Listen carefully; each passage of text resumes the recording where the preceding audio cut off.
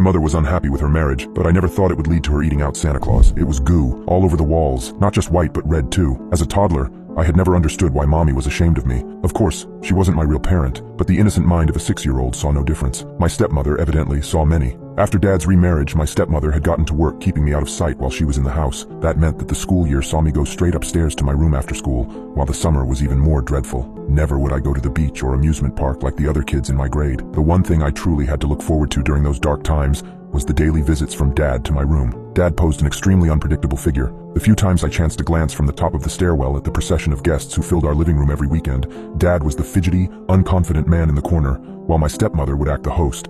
Never a very vocal man, he liked to pass hard decisions on to his wife, who normally took special delight in making such decisions if they regarded our family's income. Nevertheless, he did have a cold side to him. The kid inside of me never could understand why my parents had decided to marry. One was a portly, frugal, hardworking man, while the other was a beautiful, glamorous, opportunistic woman. I saw the clear clash in personalities, and I also consistently saw their violent arguments. Most of them were about money, and specifically, Dad's low salary. My stepmother would suddenly erupt downstairs and begin ranting about the cheap clothes, the cheap food, the cheap TV, the cheap fridge.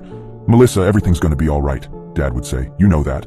What's the real problem here?" The conflict would usually end there. Then I could finally go to sleep without having to cower in bed, bracing myself for the next shout. But one summer when I was 8, my stepmother went too far. After Dad's usual reassuring line, she added, "What about that project, Harold?" A moment's silence. "You said that damn project would get you a promotion and a raise, and God knows I need it. What do you think I married you for?" In the coldest voice I had ever heard, Dad interrupted, "Stop there, Melissa. You don't want to go any further than that." And that was the end of that. Dad no longer seemed the jolly, good-natured man I had known before, but the arguments subsided after that summer, and things actually looked to be on the up. By Thanksgiving, the decrease in fights between my parents had been made up for by some quality family time, as Dad called it. My stepmother would stop groaning every time she caught sight of me. We even started having meals together, and that year, we had our first family Thanksgiving. Caught up in the abrupt changes, I even started calling her Mommy at times. That Christmas, all 3 of us were in a celebratory mood. Dad had strung up some Christmas lights around the house, and Mom had fixed up the most delicious Christmas Eve dinner. We'd played some board games and watched TV together, until Mom sent me upstairs at exactly 9 p.m. I had a hard time falling asleep that night. I'd seen the one massive present under the tree, and I knew for sure that it had to be that mega-sized action robot I'd pointed out at the mall. Also, Dad had kept some Christmas carols blaring on the radio downstairs, so that every effort to let my dreams consume me utterly failed. I forced my eyes closed. I counted sheep. I slipped my head between my pillows. After trying every trick in the book, I checked the time, 11 p.m., and then a yell, a crash.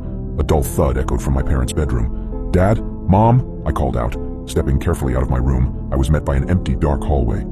Creeping down towards my parents' bedroom, I made to open the bedroom door as quietly as possible. I nearly froze.